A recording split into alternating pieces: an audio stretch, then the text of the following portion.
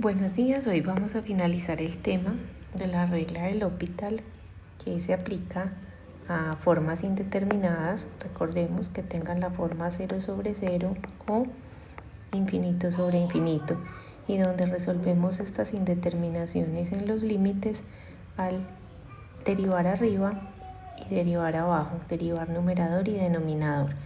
Vimos también formas indeterminadas en cuanto a productos, cuando teníamos infinito por 0 o 0 por infinito, y diferencias indeterminadas en donde tenemos, por ejemplo, infinito menos infinito, ¿cierto? ¿Cómo las podíamos convertir? La idea siempre es tratar de convertir esas formas indeterminadas en cocientes, sea 0 sobre 0 o sea infinito sobre infinito. En este caso que nos quedó pendiente, vamos a trabajar las potencias indeterminadas que están en una de estas tres categorías. Podemos tener 0 a la 0, infinito a la 0 o 1 a la infinito. Cualquiera de estas tres potencias en un límite se considera una potencia indeterminada, y la idea es tratar de hacer una forma de convertir esa potencia en un cociente, como uno de estos dos casos que podamos hacer uso de la regla del L'Hopital. Este primer ejemplo que traigo es de la forma 1 a la infinito, y la idea en estas situaciones, cualquiera sea el caso de estas tres,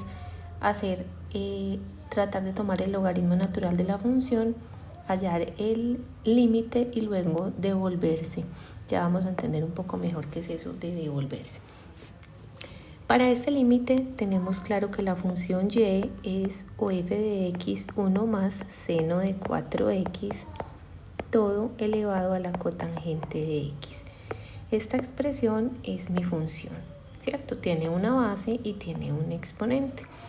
Vamos a evaluar esto cuando yo tengo que x se acerca a 0 por la derecha, toda esta expresión a qué se acerca. Cuando x se acerca a 0, esta expresión de 4 por 0 nos da 0, ¿cierto? Y el seno de 0 es 0. El 0 es una función que arranca en el origen.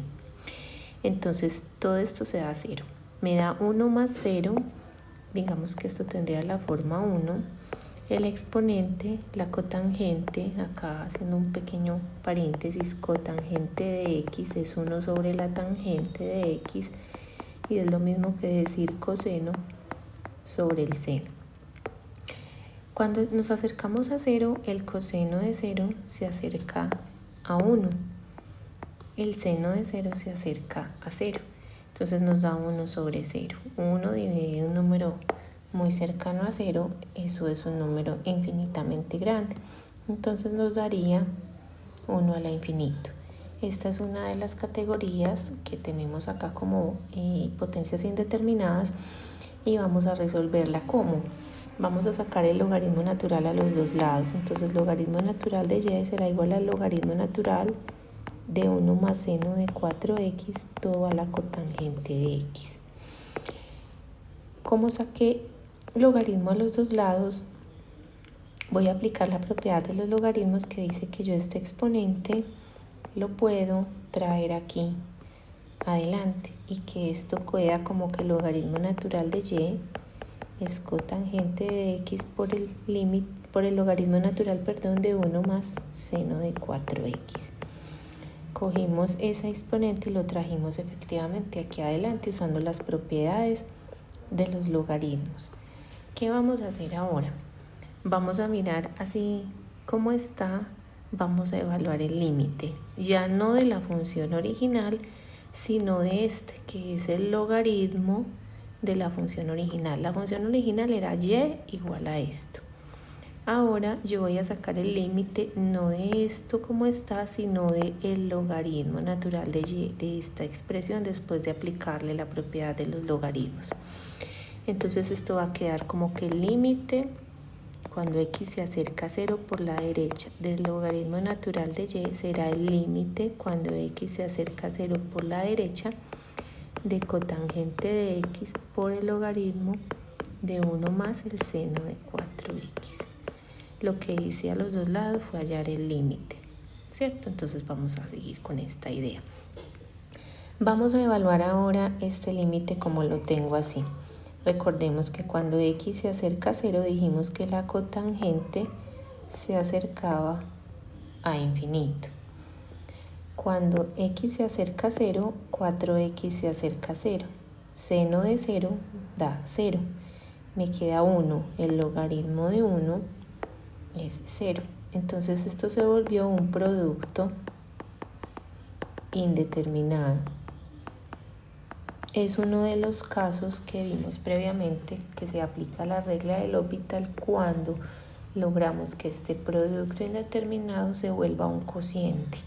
Si recuerdan, esa clase lo que pretende uno es que cuando tenemos la multiplicación de dos funciones la convirtamos en un cociente de alguna de las siguientes formas, dejando la función f arriba y bajando g al denominador del denominador, o dejando g arriba y bajando f al denominador del denominador. Tratar de que este producto se vuelva un cociente. No bajamos f o g aquí al denominador solo, sino al denominador del denominador, de tal suerte que cuando uno hace la regla de la oreja vuelve y llega a esto. Es un artilugio matemático, pero no estamos afectando en absoluto la expresión algebraica. Entonces voy a aplicar esto. En el caso de las multiplicaciones que tienen logaritmos, si recuerdan, la expresión con el logaritmo es la que es menos recomendable bajar. Entonces, suponiendo, si en mi caso yo llamara esto f y yo llamara este otro pedazo a g, yo voy a usar esta primera expresión, esta segunda expresión. Voy a dejar el logaritmo arriba y voy a bajar la otra al denominador. Porque no sé si recuerdan que cuando uno deriva el logaritmo vuelve y le queda por allá en cierta forma metida la expresión 1 sobre eso y es difícil de seguirla. Al seguir derivando eso no nos ayuda mucho. Entonces me voy a concentrar en hallar el límite cuando x se acerca a 0 por la derecha de cotangente de x por el logaritmo natural de 1 más seno de 4x. Voy a convertir este producto que me dio de la forma infinito por 0 en un cociente. Voy a decir que eso es lo mismo que el límite cuando x se acerca a 0 por la derecha, dejo el logaritmo natural arriba de 1 más seno de 4x y bajo al denominador del denominador la cotangente. Es decir, esto quedaría como 1 sobre cotangente de x. ¿Sí? Decir 1 sobre cotangente es como equivalente a decir tangente. Esto es lo mismo que decir límite cuando x se acerca a 0 por la derecha, logaritmo natural de 1 más seno de 4x sobre tangente de x. Se puede trabajar como tangente, se puede dejar así también como 1 sobre cotangente. Cuando yo evalúo este límite ahora, ¿cómo me quedó? Cuando x se acerca a 0, esto se acerca a 0, esta segunda parte, y me queda logaritmo de 1, eso es 0. La tangente de 0, recuerden que es seno sobre coseno, la tangente de 0 da 0. Entonces puedo ahora aplicar L'Hopital, porque logré la forma indeterminada 0 sobre 0. Vamos a aplicar L'Hopital entonces. Aplicación de L'Hopital implica, si recuerdan, derivar. Es lo mismo que el límite cuando x se acerca a 0 por la derecha. De la derivada del numerador, la derivada del logaritmo natural es 1. Sobre eso mismo a lo que le estoy sacando logaritmo natural. Por la derivada interna, la derivada de 1 es 0. La derivada de seno de 4x es el coseno de 4x y a su vez dentro del seno hay un 4x que debo seguir derivando internamente. La derivada de 4x es 4. Repito, entonces derivé el logaritmo natural. La derivada del logaritmo natural es 1 sobre esa misma expresión. La derivada interna de esta expresión es la derivada de 1 es 0, la derivada de seno de 4x es coseno de 4x. Como acá adentro tengo 4x, también debo derivar adentro. y la derivada de 4x es 4. Hasta ahí he derivado el numerador. En la derivada de tangente recordemos que es secante cuadrada de x en el denominador. Entonces esto es el límite cuando x se acerca a 0 por la derecha. Arriba nos quedaría 4 coseno de 4x, ¿cierto? Abajo nos quedaría la secante cuadrada de x multiplicada por 1 más el seno de 4x, organizando la expresión, porque esto cuando hago la multiplicación de centros y medios, este viene abajo con la secante cuadrada. Evaluemos qué pasa cuando x se acerca a 0. Cuando x se acerca a 0, 4 por 0 da 0, el coseno de 0 da 1, entonces esto se convierte en la parte superior un 1, perdón, este 1 va multiplicado por 4, 4 por 1, recordemos que coseno de 0, 4 por 0 es 0, el coseno de 0 es 1, 4 por 1 pues daría 4 arriba. Secante cuadrada, cuando x se acerca a 0, recordemos que la secante de x es 1 sobre el coseno de x. Cuando x se acerca a 0, el coseno se acerca a 1. 1 sobre 1 da 1. Entonces acá abajo quedaría 1 al cuadrado por 1 más seno de 4x. Sería 1 más el seno de 4 por 0 es 0. El seno de 0 es 0. En términos finales, arriba queda 4 y abajo nos queda 1 al cuadrado por 1. O sea, 4 sobre 1 sea 4. Pero recordemos algo, acá devolviéndome un poco, el que yo estaba calculando que me dio 4 es el límite de esta función, y esta función es el logaritmo de y, no es la función como tal. Recuerden que yo le saqué logaritmo a la función, ¿sí? Yo escribí y es igual a esta función, saqué logaritmo a los dos lados y le saqué el límite a este, al logaritmo de y. Entonces acá tengo que terminar de organizar mi expresión. Lo que yo encontré es que el límite cuando x se acerca a 0 por la derecha del logaritmo natural de y es 4. El que yo encontré que vale 4 es el del logaritmo de y, no el de y, por el artilugio matemático que hicimos de sacar logaritmos. Debo ahora devolverme y así como sé que el logaritmo natural de y se acerca a 4, tratar de dilucidar a qué se acerca y. Y aquí es vital entender el concepto de logaritmo. Recordemos que cuando yo digo logaritmo natural de x es igual a y, como para no confundirnos acá con x y y, el logaritmo natural de a es igual a b. Esto significa que hay una base que se llama Euler en el caso del logaritmo natural, que cuando yo la elevo a la b me da a. Recordemos que cuando nos piden el logaritmo nos están pidiendo ese exponente al que hay que elevar la base para que nos dé ese valor de a. Haciendo ese mismo ejercicio aquí, si a mí me dicen que el logaritmo natural de y es igual a 4, entonces es porque e a la 4 debe ser igual a y. ¿Sí? Haciendo este raciocinio para esta expresión. Si el logaritmo natural de y se acerca a 4, es porque la función y se va a acercar a Euler a la 4. La base es e, este es el exponente para que me dé y.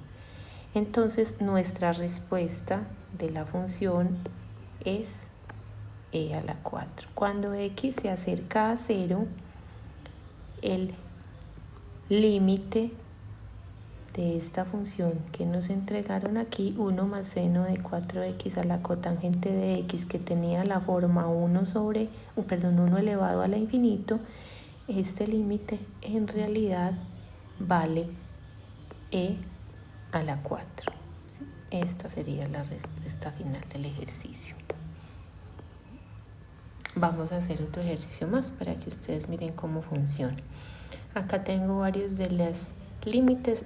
Como les dije, no es la única potencia. Hicimos una potencia de la forma 1 a la infinito, similar a esta, pero hay formas infinito a la 0 y 0 a la 0. Entonces hay diferentes formas en las que se puede trabajar. La idea es realizar alguno de estos y que los otros queden para ustedes de forma de trabajo independiente. Dado que este de pronto no lo hemos trabajado, podemos, uno que no sea de la forma infinito a la 0, podemos ver cómo funciona. En este caso nos dicen hallar el límite cuando x se acerca a infinito de x a la logaritmo natural de 2 dividido 1 más logaritmo natural de x. Toda esta expresión está en el exponente. Vamos a realizar este. Entonces quedaría límite cuando x se acerca a infinito de x a la logaritmo natural de 2 dividido 1 más logaritmo natural de x. Evaluemos esto a qué se parece. Acá dice que tiene la forma infinito a la 0. Vamos a mirar eso cómo se prueba o cómo se decide. Cuando x se acerca a algo muy grande, esta base se vuelve infinitamente grande, ¿cierto? El exponente, que es este término que está acá arriba, vamos a mirar a qué se acerca. Logaritmo natural de 2, pues es una constante, es un número real.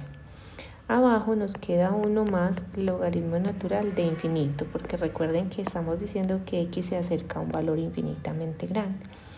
El logaritmo natural de algo infinito quiere decir a cuánto tengo que elevar yo para que me dé algo infinito. Pues tiene que ser un exponente también infinito, ¿cierto? Entonces esto quedará de la forma logaritmo natural de 2 sobre 1 más infinito.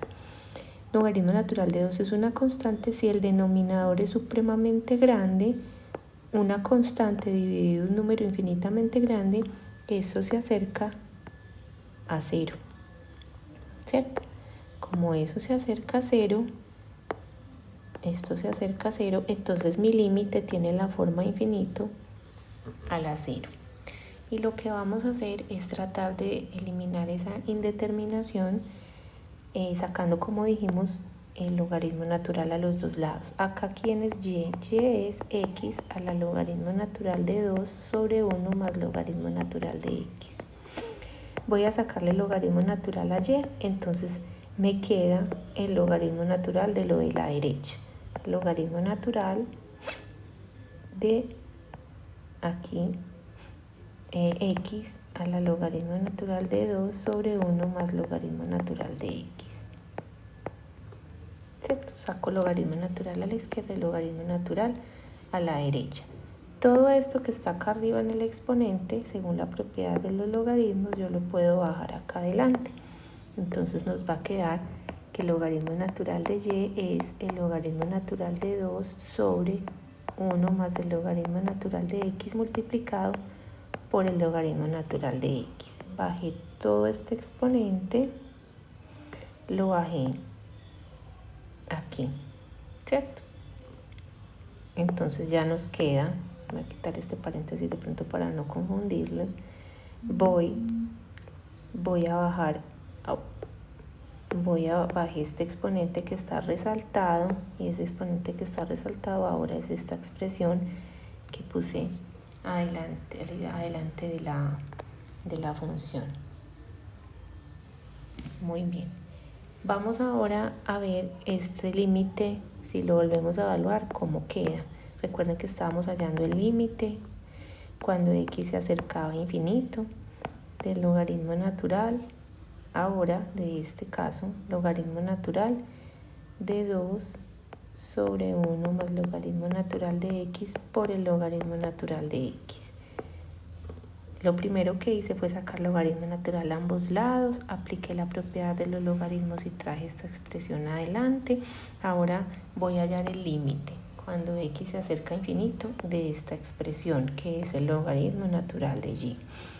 Cuando x se acerca a infinito, el logaritmo natural ya dijimos que se acerca a infinito. Una constante sobre algo infinitamente grande, eso se acerca a 0. Y el logaritmo natural de infinito es infinito. Entonces me queda un producto indeterminado. nuevamente nuestro objetivo es eliminar ese producto que se convierta en una fraccionario, en una cociente indeterminado que tenga la forma 0 sobre 0 o infinito sobre infinito. Es decir, vamos a bajar una de las dos expresiones. Una opción es bajar el logaritmo, la otra es bajar esta otra expresión. Teniendo en cuenta que esta no es la que solemos preferir bajar, el logaritmo natural, entonces vamos a decidir bajar el otro lado, ¿cierto? En ese caso el logaritmo natural de 2, si desean lo bajan también o se puede quedar acá, digamos, quietecito. Vamos a hacer lo siguiente. Este como pequeño truquito yo creo que puede ser más útil. Vamos a decir que esto va a ser igual al límite cuando x se acerca a infinito. Vamos a dejar acá el logaritmo natural de 2. Vamos a dejar el logaritmo natural de x y vamos a dejar abajo 1 más el logaritmo natural de x. Esto que está acá se multiplica derecho, ¿cierto? Logaritmo natural de 2 por logaritmo natural de x sobre 1 más logaritmo natural de x. Cuando hacemos esta forma, entonces miren que lo único que hice fue juntar las dos expresiones. Cuando x se pone muy grande, esto se vuelve infinitamente grande. Esta expresión tiende al infinito y obviamente que esta también. Si yo multiplico el logaritmo natural de 2 por algo infinito, esto se acerca al infinito. Abajo, si yo a 1 le sumo algo infinito, eso también se acerca al infinito. Puedo aplicar L'Hopital. En realidad acá lo de convertir el producto en cociente simplemente fue multiplicar las expresiones derecho. No tuve que mandar nadie al denominador del denominador. Cuando aplico L'Hopital estoy diciendo que este límite es lo mismo que el límite de las derivadas de arriba y de abajo. La derivada de esta expresión no tenemos que considerarla un producto porque esto es una constante, el logaritmo de 2 es una constante, entonces simplemente dejamos el logaritmo de 2 quieto. La derivada del logaritmo natural de x es 1 sobre x, abajo derivo 1 da 0, la derivada de 1 es 0, más la derivada del logaritmo natural de x es otra vez 1 sobre x. Conclusión que esto va a quedar límite cuando x se acerca a infinito. Arriba me quedará el logaritmo natural de 2, ¿cierto? Si quieren hagámoslo más. El logaritmo natural de 2 sobre x y abajo nos quedará 1 sobre x cuando lo sumamos con el 0. Estas x se nos van a cancelar y esto va a quedar límite cuando x se acerca a infinito de el logaritmo natural de 2 sobre 1. Eso se va a acercar al logaritmo natural de 2. ¿Sí? Entonces derivé arriba logaritmo natural por 1 sobre x, derivé abajo, ¿cierto? Estas expresiones prácticamente se cancelan, se puede ver así, me queda el logaritmo natural de 2. Pero recordemos que este es el límite cuando x se acerca a infinito del logaritmo natural de y, no de y, sino del logaritmo natural de y. Entonces vamos a decir, límite cuando x se acerca a infinito del logaritmo natural de y nos dio logaritmo natural de 2.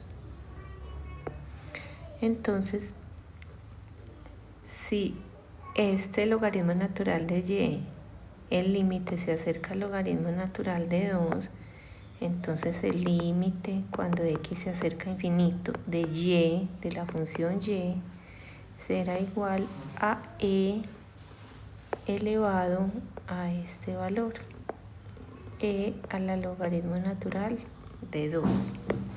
Y esta sería la respuesta. Hay que elevar la base que es e a este logaritmo natural de 2 para obtener y. Entonces la respuesta es e elevada a la logaritmo natural de 2. Las otras funciones que quedan acá pendientes, que tienen otras formas similares como 1 a la infinito, una que ya resolvimos, y esta x elevada a la tangente de x forma 0 a la 0 se resuelven de una manera similar, para que la idea es que ustedes también las trabajen. Y es lo mismo, sacamos logaritmo natural a ambos lados, hallamos el límite y luego nos devolvemos y recordamos que yo le estoy sacando el límite es al logaritmo natural, y básicamente el resultado siempre será elevar o Euler al resultado que nos haya dado el límite. En el ejercicio pasado, si recordamos, el límite nos había dado 4. Entonces el resultado para la función es e a la 4. En este caso el límite se nos acercó al logaritmo natural de 2, entonces el límite de la función y original es e a la logaritmo natural de 2, y ese paso es importante recordarlo. Muy bien. Después de la regla del L'Hopital, la que se pretende abarcar en la clase de esta semana es el tema de el crecimiento, el decrecimiento de funciones, lo que se llaman máximos y mínimos, la concavidad, los puntos de inflexión, y todo esto tendiente a poder tener la capacidad de hacer una gráfica de una función de una manera bastante precisa, sin tener que recurrir ni a una calculadora ni a una graficadora. Primero centrémonos en lo que llamamos crecimiento y decrecimiento de una función. Nosotros ya tenemos el criterio de saber cuándo una función va creciendo y cuándo va decreciendo, ¿cierto? Decimos que una función es creciente, en este caso, por ejemplo, cuando ella va ascendiendo, y este otro tramo de acá se llamaría un tramo en donde va decreciendo. A nivel de la derivada es muy fácil entender este crecimiento y decrecimiento, porque recordemos que nosotros podemos interpretar la derivada de una función f' equivale para nosotros a la pendiente de la recta tangente en un punto. Si yo, por ejemplo, derivo la función en este punto, la pendiente de esta recta tangente tiene un signo positivo. Es una línea que va ascendiendo hacia la derecha, crece. Si yo hallo la derivada de la función en este punto o la pendiente de la recta tangente en este otro pedazo, la recta tangente no es creciente, sino que es una recta con pendiente negativa, y vemos que hacia la derecha ya va decreciendo. Entonces la primera derivada yo la puedo emplear como un criterio para establecer si la función va creciendo o decreciendo. En este caso la derivada es positiva, en este pedazo la derivada es negativa. Resulta que si yo voy moviendo el punto en el que voy hallando la recta tangente, voy a llegar aquí a un punto en el que la recta tangente no va a ser ni positiva ni negativa, sino que va a ser, yo lo trazo mejor, horizontal, ¿cierto? ¿Dónde se da eso? Justo en este punto. No es ni para arriba ni para abajo, la recta tangente es completamente horizontal, paralela al eje X, y no es la derivada ni positiva ni negativa, sino exactamente 0, porque ni va subiendo ni va bajando, ni va creciendo ni decreciendo. Entonces, la primera derivada la podemos usar como un criterio para saber si una función está creciendo o decreciendo. Cuando la primera derivada de la función nos da positiva, decimos que la función crece. Estamos en este caso de acá. La derivada o la pendiente de esta recta es positiva. Cuando tenemos que la primera derivada es negativa, decimos que la función decrece. Estamos en esta situación. Aquí la derivada o la pendiente de esta recta tangente es negativa. Y miren que efectivamente la función va decreciendo. Cuando la primera derivada me da 0, como en esta situación, es posible, yo tengo una recta tangente horizontal, es posible que se trate de un valor máximo o de un valor mínimo para la función. Esto de posible es muy importante tenerlo bien resaltado, porque significa que es posible, no que realmente pueda tener o existir el máximo o el mínimo. Lo único que podemos decir cuando la derivada nos da 0 es que la recta tangente es horizontal. En este caso, esto se trataría como de un máximo, porque miren que la función sube y empieza a bajar. Este es un punto máximo. Pero yo también puedo tener la situación en donde esa recta tangente tenga un valor de 0 la pendiente acá abajo, pero que yo esté en una situación en donde tenga un mínimo, la función baja, baja, baja. Aquí en este punto la recta tangente es horizontal y ella vuelve a subir, ¿cierto? Entonces, digamos que es posible que tenga un máximo o un mínimo, pero también es posible que no tenga ninguna de las dos cosas. Ya les voy a mostrar por qué podemos decir eso. Por ahora lo que podemos decir es, si la pendiente antes de este punto, estos puntos en donde la derivada de la función se vuelve 0 y tengo una recta horizontal, los vamos a llamar puntos críticos. Este punto C, acá también se llama así, lo vamos a llamar punto crítico.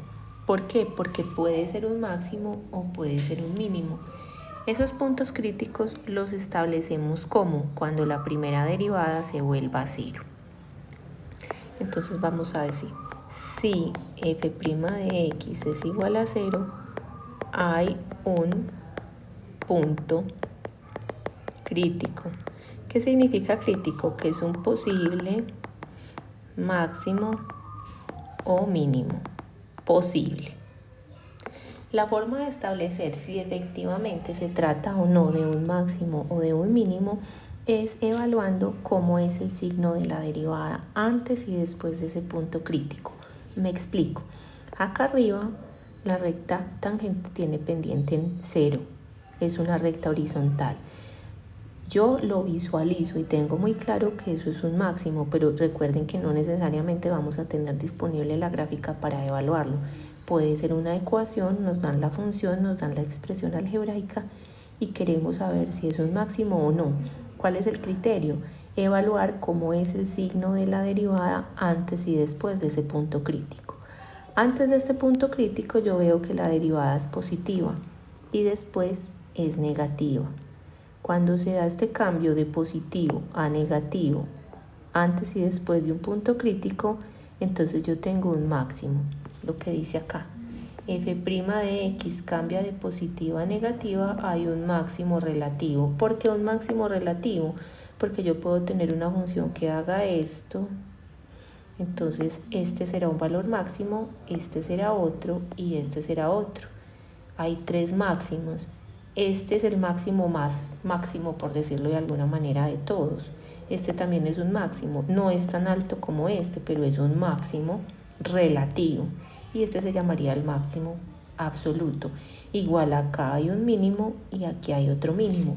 Tengo, en este caso, si esta fuera toda la función, tengo 2 mínimos. Este sería un mínimo absoluto porque es el mínimo más pequeño, pero este es un mínimo relativo porque la función baja y vuelve a subir, es un valor mínimo en este pedacito, ¿sí? Entonces eso es lo que significa lo de máximo mínimo relativo. Ahora, cuando yo tengo otra situación como esta y es que la derivada era negativa y luego es positiva, y aquí tengo el punto crítico entre los dos, es decir, pasa de negativa a positiva antes y después de mi punto crítico. En esta situación yo tengo es una función que tiene un mínimo aquí abajo, un mínimo relativo. Si f' cambia de negativa a positiva, hay un mínimo relativo, sería esta situación, ¿sí? Pero tener una derivada nula o una recta tangente horizontal no necesariamente implica que haya un máximo o que haya un mínimo. Se tiene que acompañar de la evaluación del signo de la derivada antes y después. Esto es por lo siguiente. Supongamos que ustedes tienen esta función. Observemos esta función. Esta función va subiendo acá, se vuelve como que va perdiendo, digamos, esa subida y vuelve y empieza a subir. Entonces evaluemos, aquí hay un punto crítico porque en este justo punto de acá la recta tangente tiene una, digamos, una pendiente 0, es una recta tangente horizontal en este punto. Antes de ese punto crítico, digamos que este sería, evaluándolo acá, este sería el punto crítico, porque aquí la derivada se vuelve 0, tengo una recta tangente horizontal. Antes de ese punto crítico, la derivada, miren que es positiva, tengo rectas tangentes positivas, de pendiente positiva. Después del punto crítico, si yo veo la recta tangente, también tiene el signo positivo. Es decir, aquí no cambia el signo de la pendiente antes y después de mi punto crítico. Este punto no es ni un máximo ni un mínimo. Miren que la función solo vino acá y siguió subiendo. No se considera ni máximo ni mínimo. Si tenemos como el reflejo de esto mismo, pasa lo mismo. Aquí esta derivada tiene valor de 0 o tengo una recta tangente horizontal. Antes de ese punto la pendiente es negativa y después también no hay cambio de signo en el valor de la derivada. Este también es un punto crítico. Entonces podemos ver que no hay cambio de signo como ocurría ahorita. Aquí pasa de positiva a positiva y aquí de negativa a negativa. Estos puntos críticos, a pesar de que la pendiente es 0, a pesar de que la recta tangente es horizontal, no son ni máximos ni mínimos. O esta otra situación que tenemos acá. Vemos que la función acá tiene pendientes positivas, ella acá lo que tiene es una pendiente infinita, porque miren que es una recta vertical y acá vuelve y se vuelve una pendiente positiva, ¿cierto? Entonces, cuando tenemos que antes y después de esos puntos críticos la pendiente o la derivada no cambia de signo, podemos concluir que no se trata ni de un máximo ni de un mínimo. El criterio de que haya un máximo o un mínimo, entonces, ¿cuál es? Necesito hallar los puntos en donde la pendiente se vuelva a 0. Pero esos puntos pueden o no ser puntos críticos. En este caso anterior, donde la pendiente se vuelve 0, efectivamente estos puntos críticos son un máximo y un mínimo. Pero en esta otra función, esos puntos críticos donde la pendiente se vuelve 0, no tengo ni máximo ni mínimo. Es un punto intermedio en donde vamos a ver más adelante, se considera que hay un cambio en la concavidad de la función. Miren que aquí ella tiene como una concavidad hacia abajo y acá ella empieza a tener una concavidad hacia arriba. O esto lo llamaríamos una parte convexa y una parte cóncava. Lo mismo acá, esta concavidad de la función cambia la curvatura. Esos puntos no son en realidad ni máximos ni mínimos, sino algo que vamos a ver que se llaman puntos de inflexión o de cambios de concavidad. La prueba de la primera derivada, entonces, ¿en qué consiste?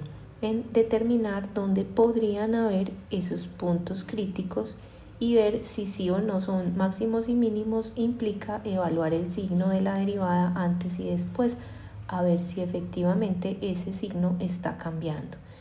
Vamos a hacer un ejemplo con esta función que tiene forma de un polinomio de grado 4, 3x a la 4 menos 4x3 menos 2x2 y más 5.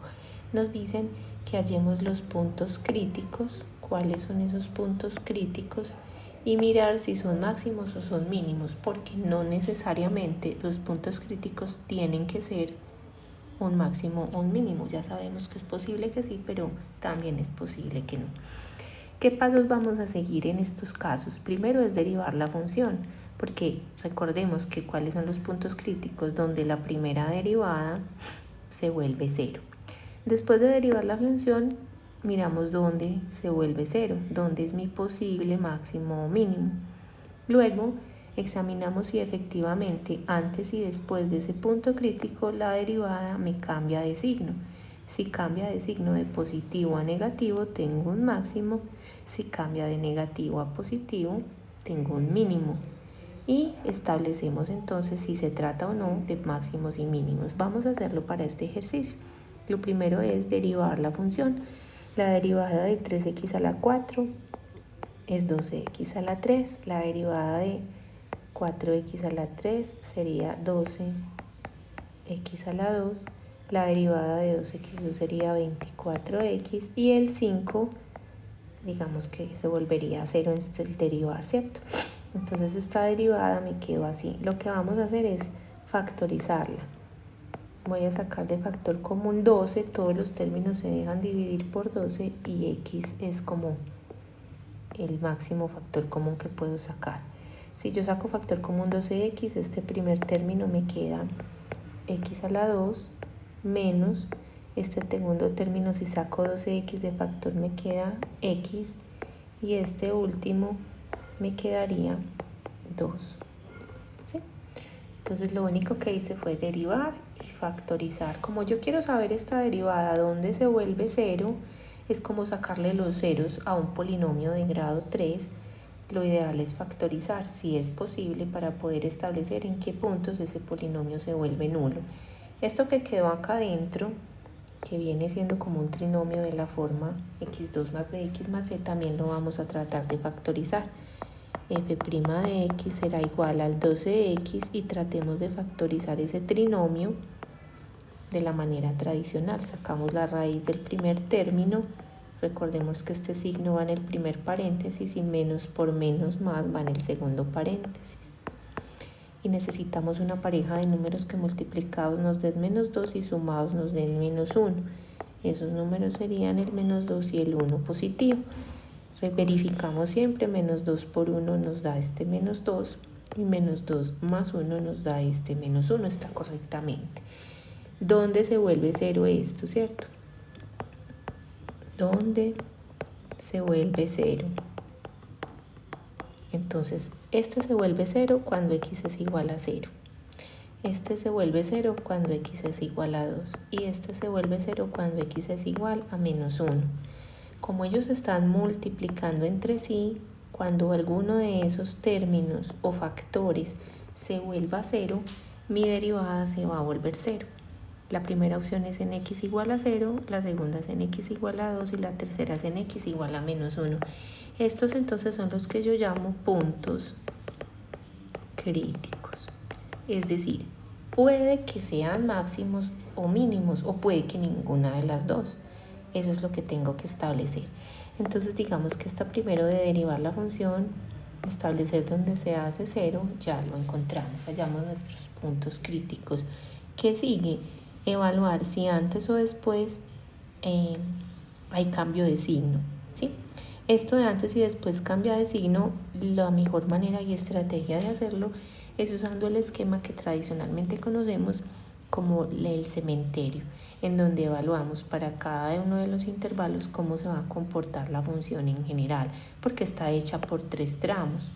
Entonces es muy difícil saber antes del 0 qué va a pasar con cada tramo, después del 0 qué va a pasar con cada tramo, antes del 2 lo mismo, y después del antes y después del 2 y antes y después del menos 1, y cómo se va a comportar la función en todas esas partes. El esquema del cementerio es bastante útil para eso. Recordemos cómo se construye. Yo trazo mi recta, la recta de los números reales, establezco los puntos críticos en ella. Un punto es el 0, el otro punto es el menos 1 y el otro punto es el 2. ¿Cierto? Estos van a ser los puntos que determinarán mis intervalos. Luego acá a la izquierda trazo cada uno de los términos. Uno es 12x, el otro es x menos 2, el otro es x más 1. Cada uno de los pedazos de mi factorización. Escojo en estos intervalos, que van a ser 4, 1, 2, 3 y 4, números aleatorios, los que yo quiera. Antes del menos 1 voy a escoger el menos 2. Entre el menos 1 y el 0 voy a escoger el menos 1 medio. Entre el 0 y el 2, el 1, y a la derecha del 2, el 3. Recuerden que puede ser cualquier número mientras sea cierto que está en el intervalo que estamos evaluando. Vamos a mirar el signo de estas 3 cosas en todas estas partes, y al final lo que yo quiero establecer es cómo se comporta 12x por x menos 2 y por x más 1 en total, es decir, va a ser como la multiplicación de todos los signos aquí al final. Evaluamos siempre, recordemos, en los números que yo elegí en los intervalos, y no justamente en los puntos, sino en estos números intermedios que yo escogí.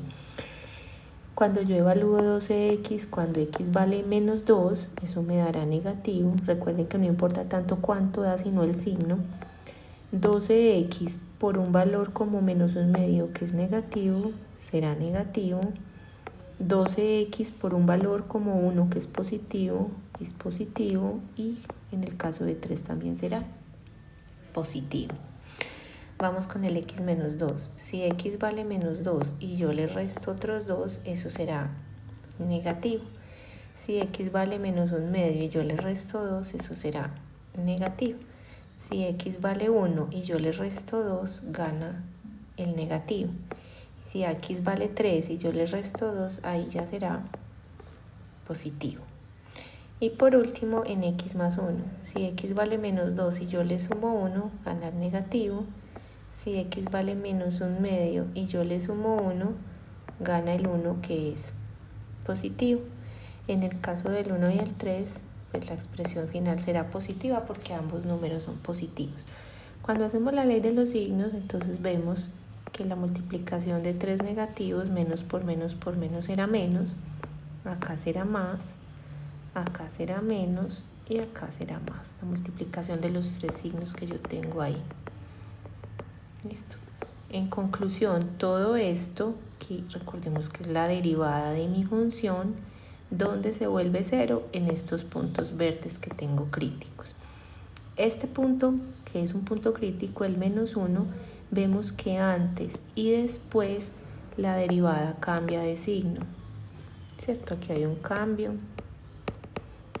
de signo. Aquí también y aquí también, ¿cierto?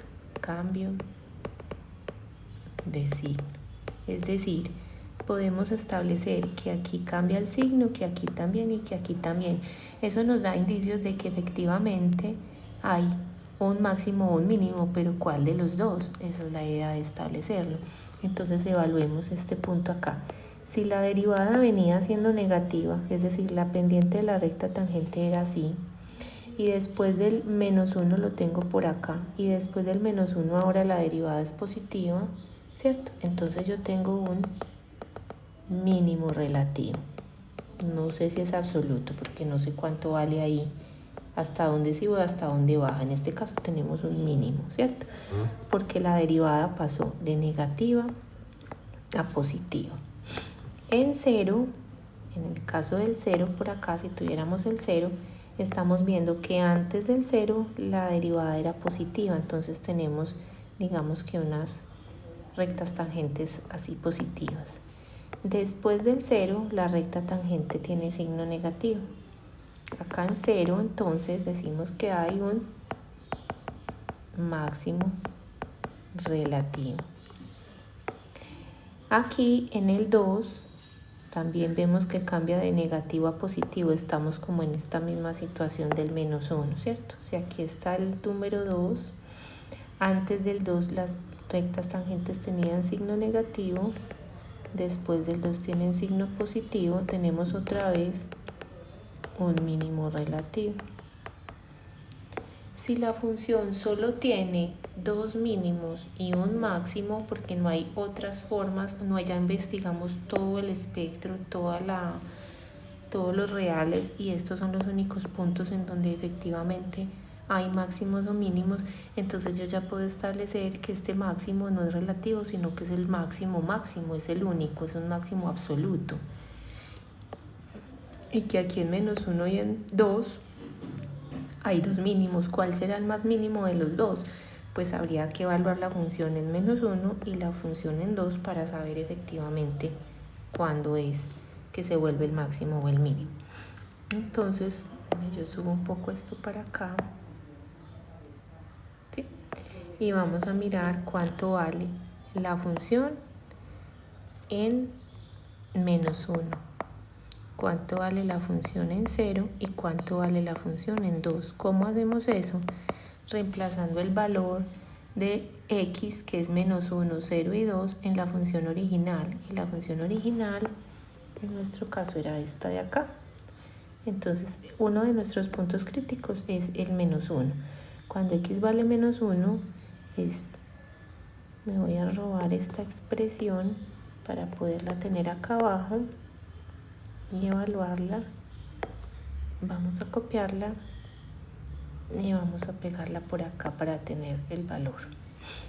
Esta función, que es 3x a la 4, menos 4x a la 3 y no sé dónde ponerla, la voy a poner por aquí. Cuando x vale menos 1, esta expresión menos 1 a la 4 da 1 por 3, nos da 3, menos 4 por menos 1 a la 3, menos 1 a la 3 es menos 1 por menos 4 da más 4, menos 1 a la 2 da 1 positivo, por menos 12 y más 5. Esta función cuando x vale menos 1, 3 y 4, 7, 7 y 5, 12, menos 12 da 0.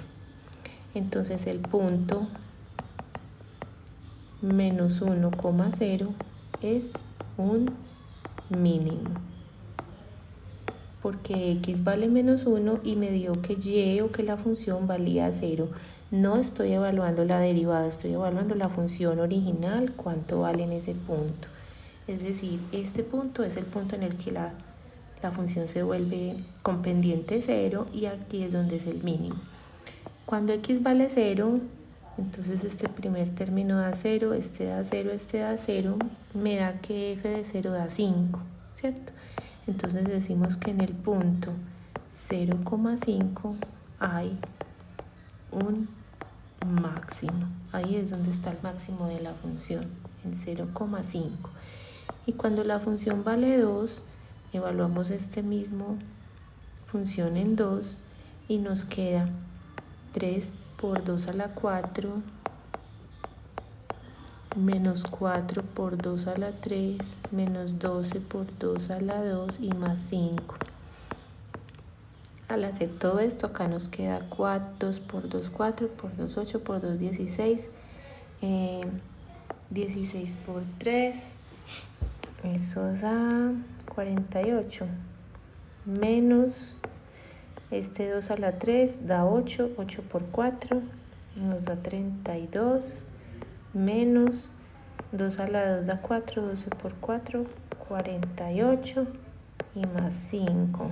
Si esto está correcto, entonces nos daría menos 32 y más 5. El resultado de esto sería menos 27. ¿Sí? Ustedes revisan si está correcto. Entonces decimos para esta función que en el punto 2, menos 27 hay un mínimo. Efectivamente este menos 27 baja más que el menos 1,0. Este bajaba hasta 0, este bajaba hasta menos 27, es decir, este es un mínimo más bajito que el primero. Entonces la manera de establecer dónde están los máximos y los mínimos, recordemos dónde se vuelve 0 la primera derivada y luego estableciendo si efectivamente antes y después hay un cambio de signo en la derivada que me va a indicar si se trata de un máximo o de un mínimo. Vamos a hacer lo mismo para esta otra función. La idea es que establezcamos cuánto da la derivada. Es 3x a la 2 menos 3, porque este da 0, ¿cierto? Vamos siempre a tratar de factorizarlo. F' de x es igual, sacamos factor común 3, nos quedaría x a la 2 menos 1. El 3 y el 3 lo saqué de factor común. Esto es una diferencia de cuadrados. Esto es lo mismo que decir 3 por x más 1 y por x menos 1.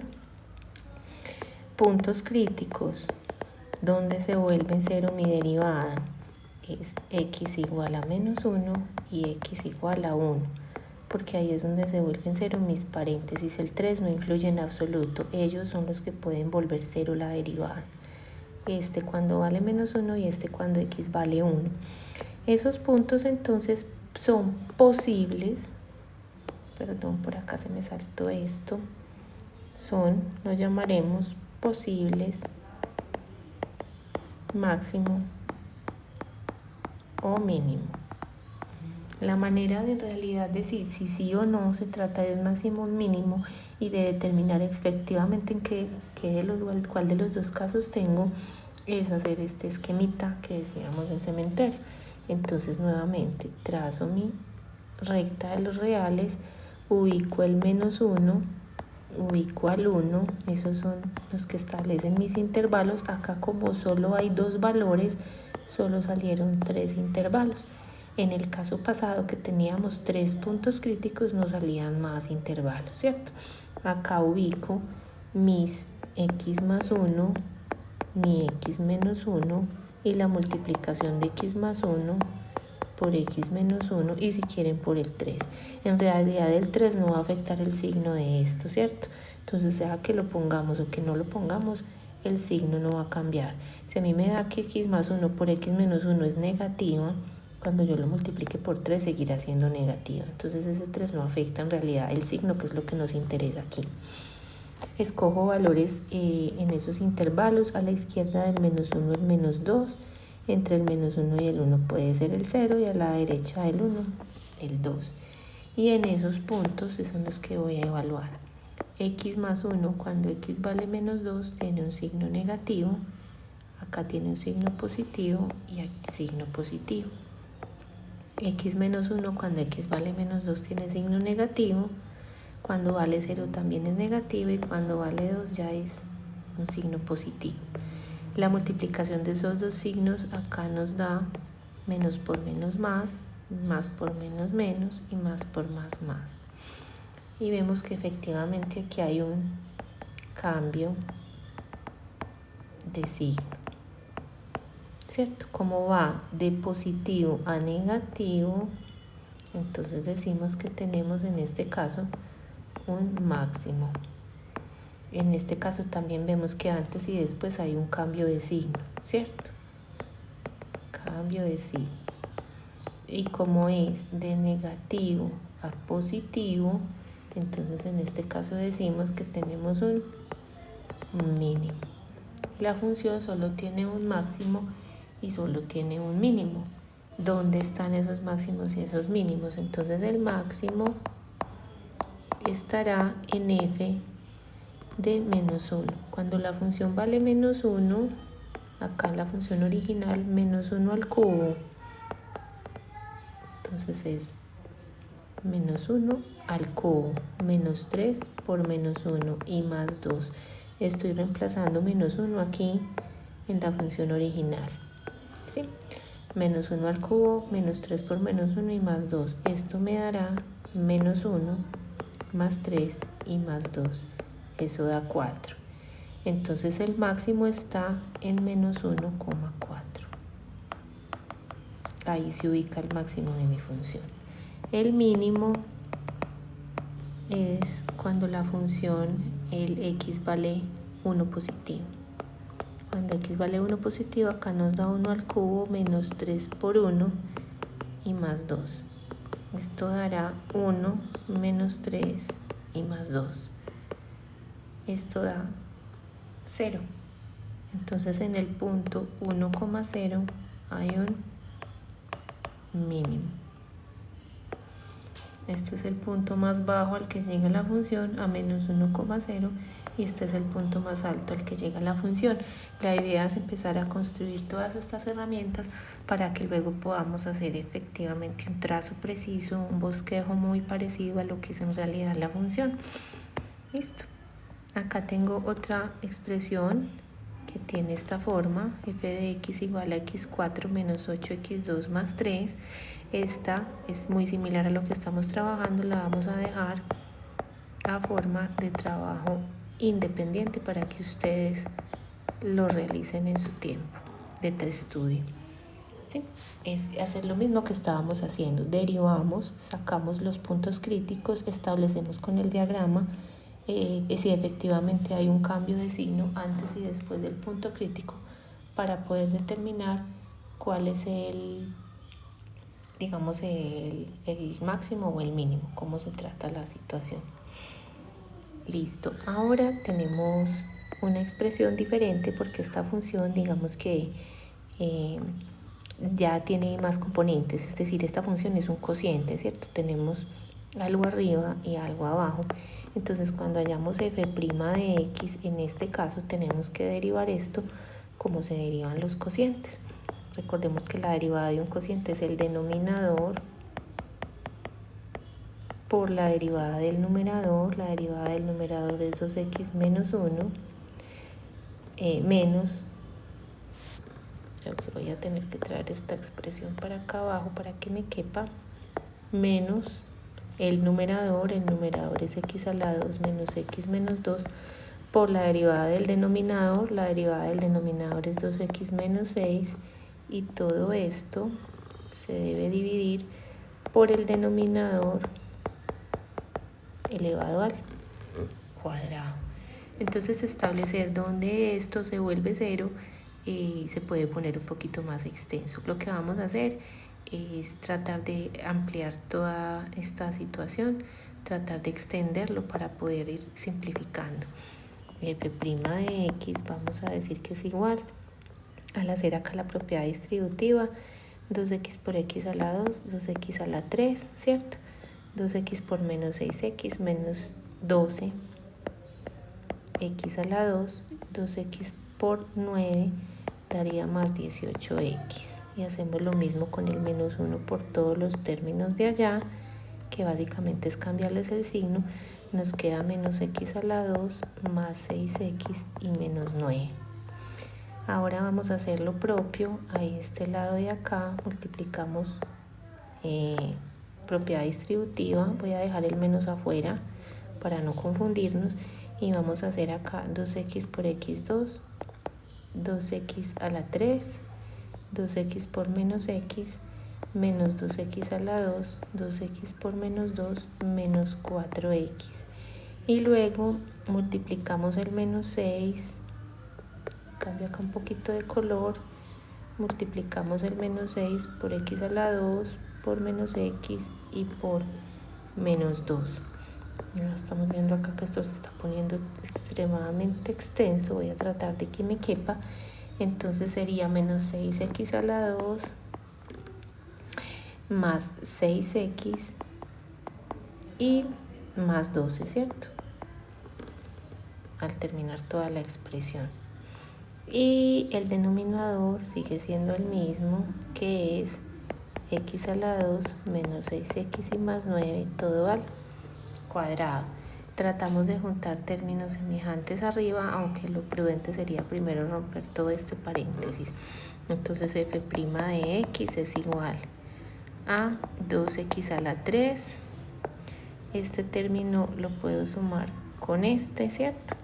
Menos 2x2 menos x2 me queda menos 13x2.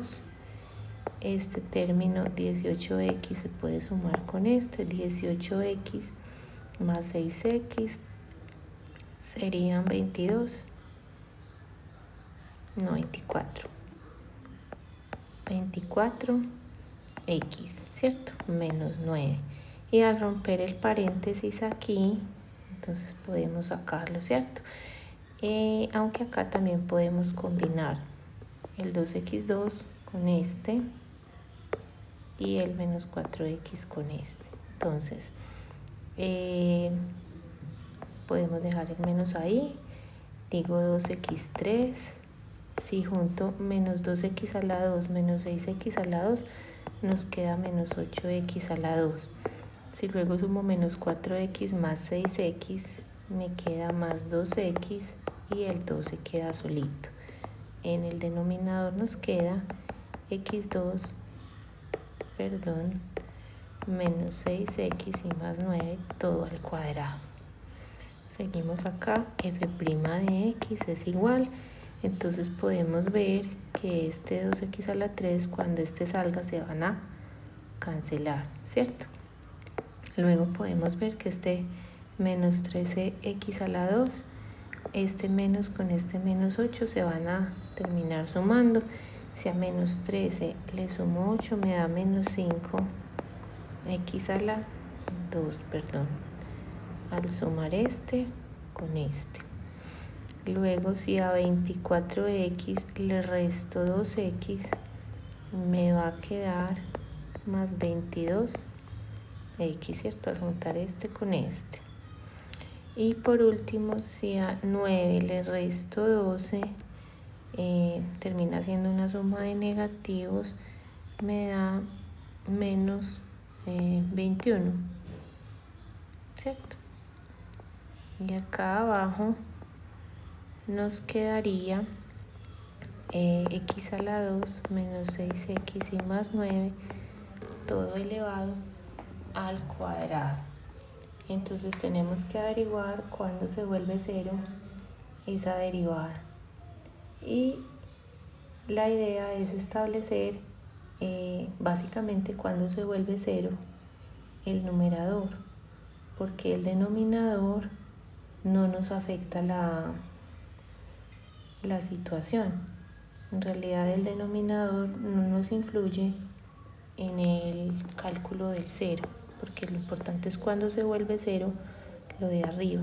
Entonces necesitamos saber cuándo menos 5x a la 2 más 22x menos 21, esto cuando se nos vuelve cero.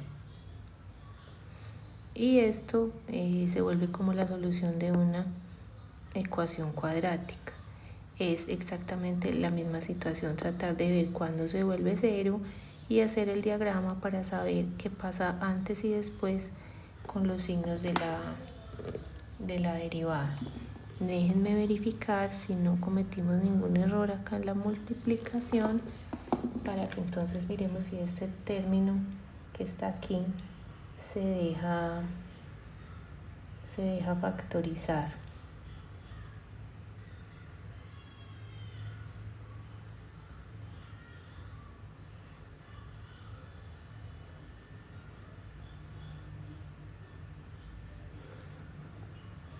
Bueno, vamos a decir que este término, déjenme yo corro esto de acá para que no nos estorbe.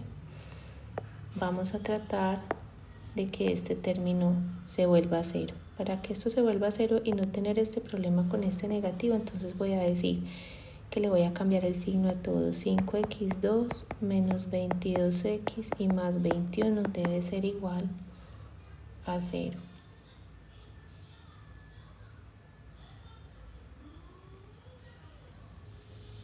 Y vamos a tratar de ver si logramos establecer cómo se factoriza. Otra opción es usar lo de la ecuación del estudiante, que es menos b más o menos la raíz de b al cuadrado menos 4ac, todo sobre 2a. Recuerden que estas son las raíces de un polinomio de segundo grado cuando no es tan fácil obtener la factorización. Miremos si este se puede. Recuerden que en estos casos uno trata de multiplicar y dividir todo por el coeficiente que está acompañando x al cuadrado, entonces quedaría 5x a la 2 menos 22 por 5x y luego 21 por 5 serían 105, ¿cierto? Para el último término, la multiplicación de 21 por 5. Entonces todo eso, como multipliqué por 5, debo dividir por 5. Y la idea es tratar de factorizar el numerador. Quedaría 5x y 5x, acá va un menos y menos por más menos.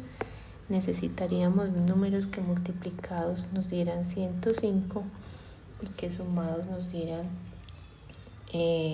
22. 105 y 22. Miremos a ver si lo logramos. Una pareja de números.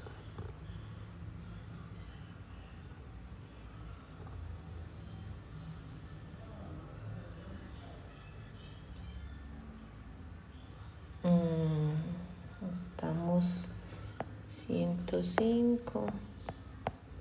Si lo descomponemos, digamos que tiene quinta, nos da 21.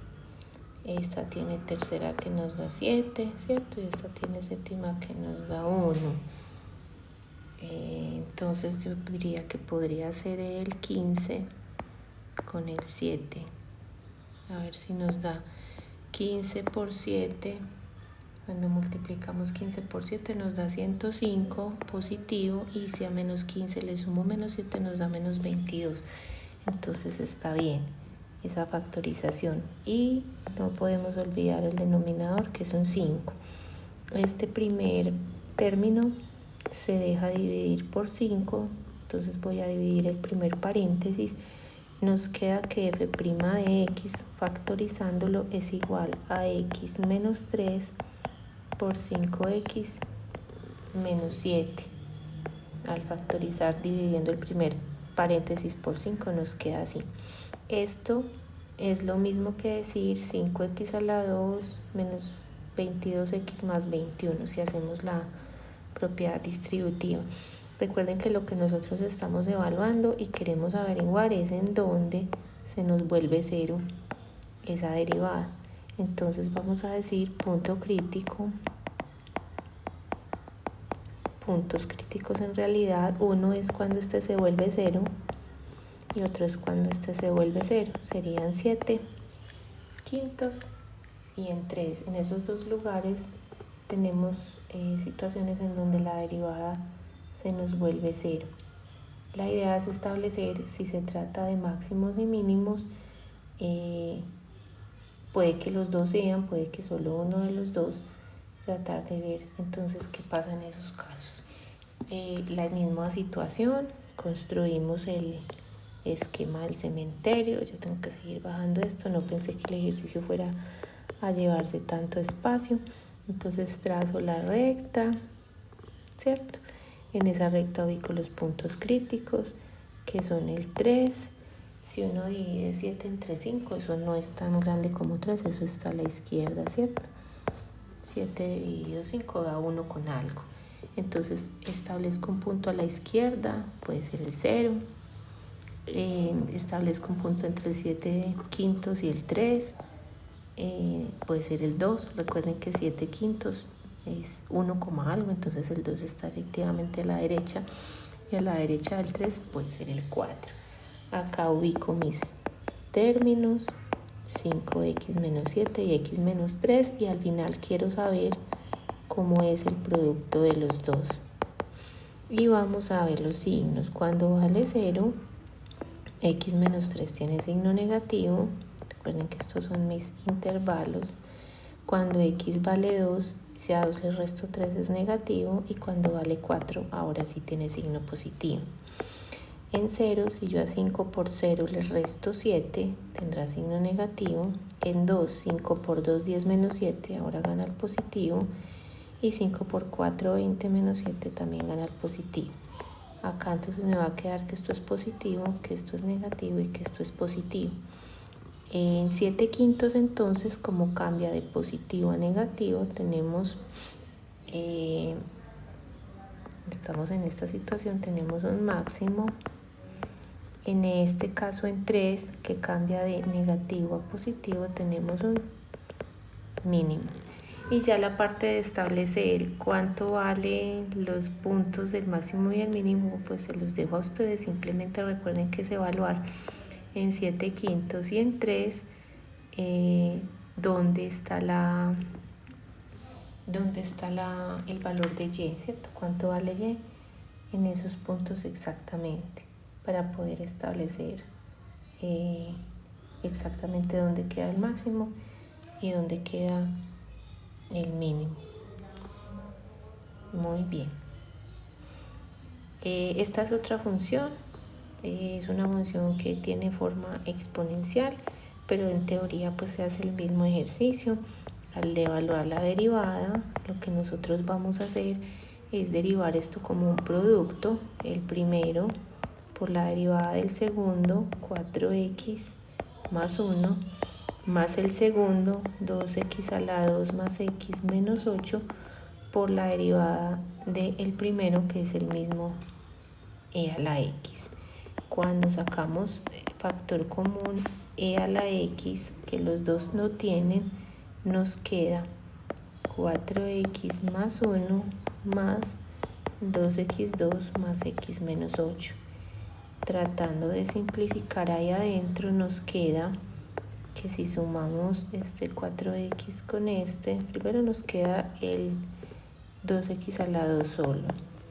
A 4x con una x nos da 5x y el 1 menos 8 nos da menos 7.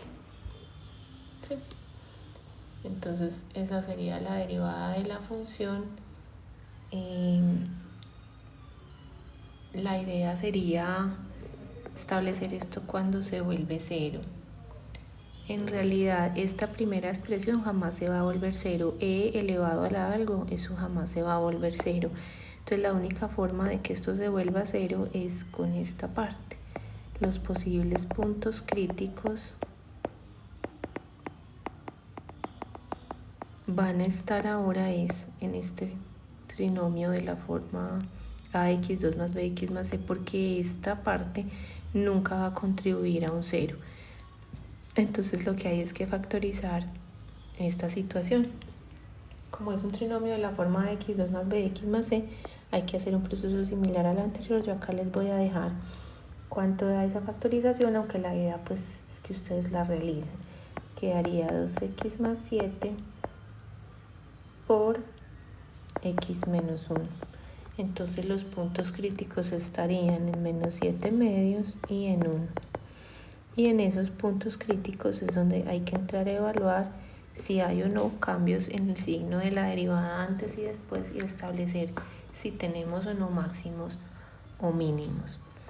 El siguiente tema que se pretende abarcar es lo que tiene que ver con la concavidad, los puntos de inflexión y cómo usamos la segunda derivada de una función para establecer de una manera más fácil si hay máximos o mínimos, y también establecer la función donde cambia su concavidad para que podamos hacer, digamos, los bosquejos de una manera más detallada.